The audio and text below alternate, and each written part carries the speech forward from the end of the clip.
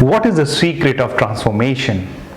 Release of tension, relaxation, and peace of mind are the secret of transformation. When a man is under tension, his behavior is influenced, and when he relaxes, he becomes natural. He knows the reality, the truth. Then he also knows how to behave, because the knowledge of truth is necessary for right behavior. And knowledge of truth only comes when you are free of tension. Namaste friends, I am Ritesh, and today we will understand how Yoga Nidra works, the birth, the experiments, what science talks about, and what is the research being done. Yoga Nidra is a powerful technique in which you learn to relax consciously. In Yoga Nidra, sleep is not regarded as relaxation. People feel that they are relaxing when they collapse in an easy chair with a cup of coffee, a drink, or a cigarette, and read a newspaper or switch on the television. But this will never suffice as a scientific definition of relaxation. These are only sensory diversions. True relaxation is actually an experience far beyond all this. For absolute relaxation, you must remain aware. This is Yoga Nidra, the state of dynamic sleep. Yoga Nidra is a systematic method of inducing complete physical, mental, and emotional relaxation. The term Yoga Nidra is derived from two Sanskrit words. Yoga means union or one-pointed awareness, and Nidra, which means sleep. During the practice of Yoga Nidra, one appears to be asleep, but the consciousness is functioning at a deeper level of awareness. For this reason, Yoga Nidra is often referred to a psychic sleep or deep relaxation with inner awareness. In this threshold state between sleep and wakefulness, contact with the subconscious and unconscious dimensions occurs spontaneously. In Yoga Nidra, the state of relaxation is reached by turning inwards, away from outer experiences. If the consciousness can be separated from the external awareness and from sleep, it becomes very powerful and can be applied in many ways. For example, to develop the memory, increase knowledge and creativity, or transform one's nature. In the Raja Yoga of Patanjali, there is a state called Pratyahara, where the mind and the mental awareness are disassociated from the sensory channels. Yoga Nidra is one aspect of Pratyahara which leads to the higher state of concentration and Samadhi. Now let's talk about the birth of Yoga Nidra. In this book of Yoga Nidra by Swami Satyananda Saraswati, he talks about his experiences on Yoga Nidra. The first one, in one of the ashram in Rishikesh, he was appointed to watch a Sanskrit school where the boys used to chant the Vedas. He used to guard during the night when his Guruji was not available. Normally, after guarding the school, he used to sleep by 3 a.m. and got up by 6 a.m. while the students used to get up at 4 a.m. and chant the Vedic mantras. Now, when he was asleep and mantras were chanted, after a few days, he thought that these mantras, he knew it, but it was during his sleep that he heard these mantras. And from here, he came to conclusion that although his senses were not active, but from this experience, he realized that one can gain knowledge without any sensory medium. From that experience, further ideas and insights came to his mind. He realized that sleep was not a state of total unconsciousness.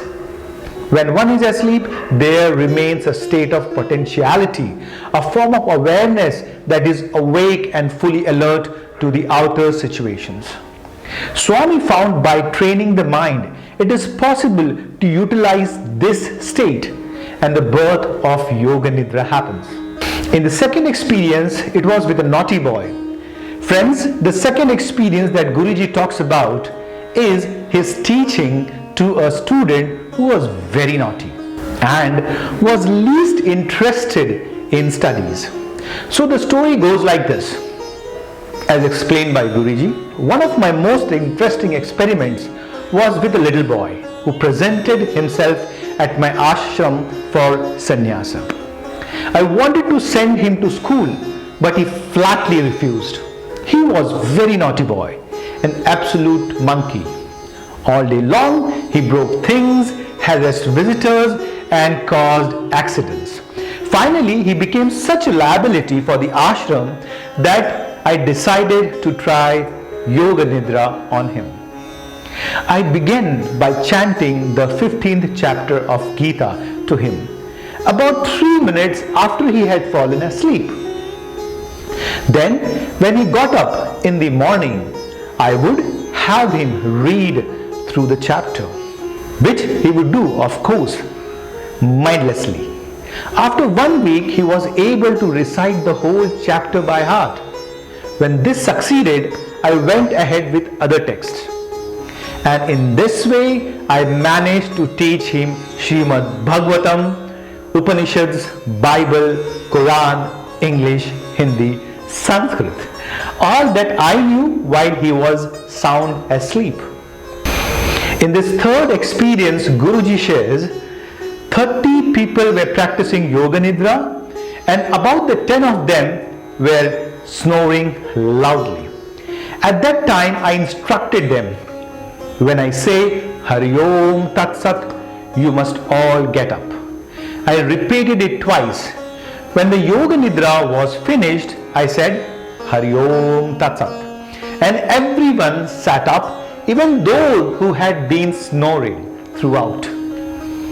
I asked them how they had awakened.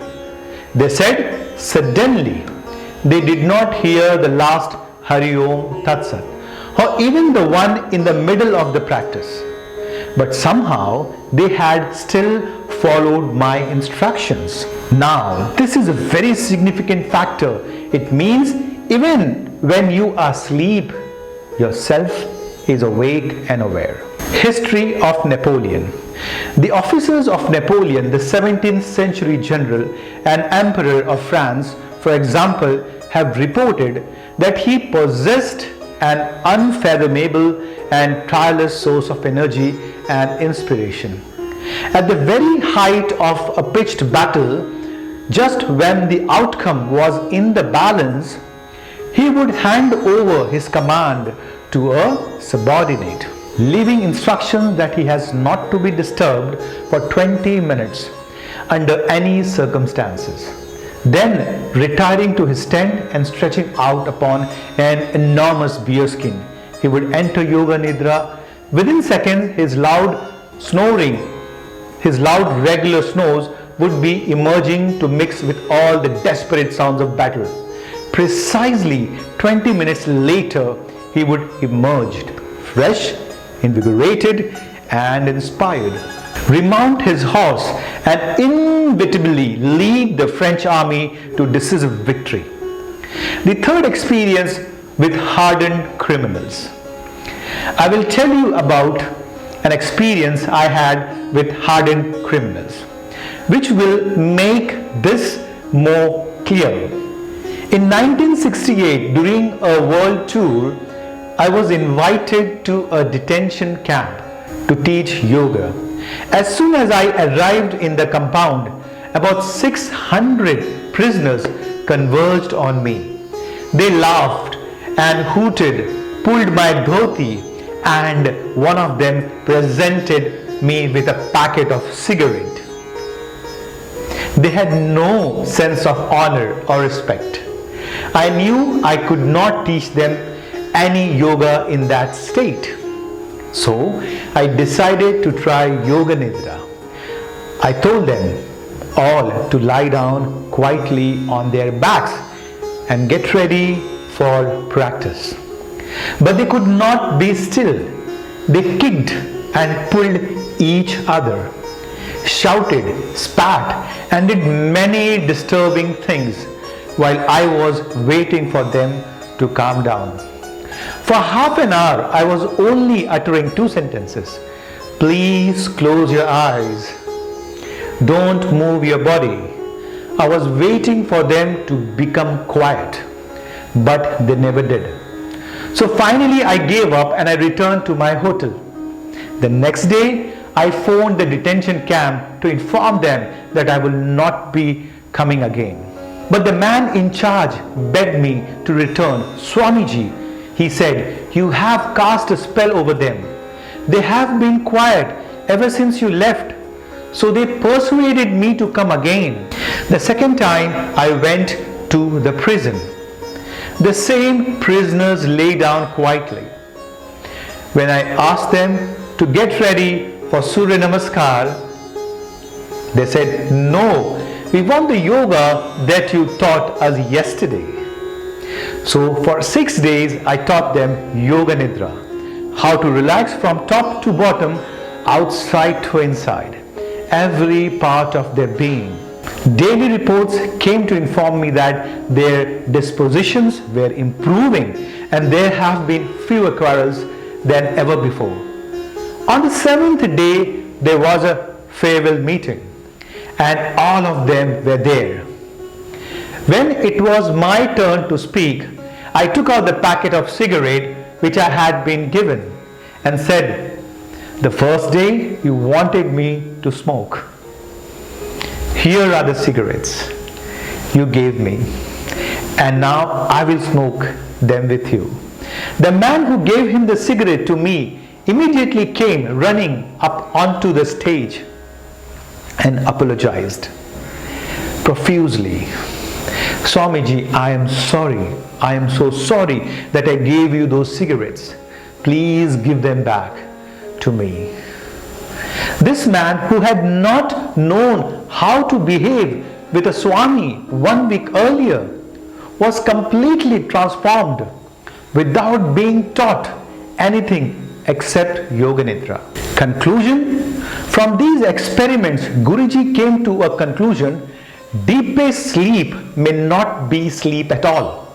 Perhaps when you are in deep sleep at night, you have more awareness, more potential than when you are in the dreaming state.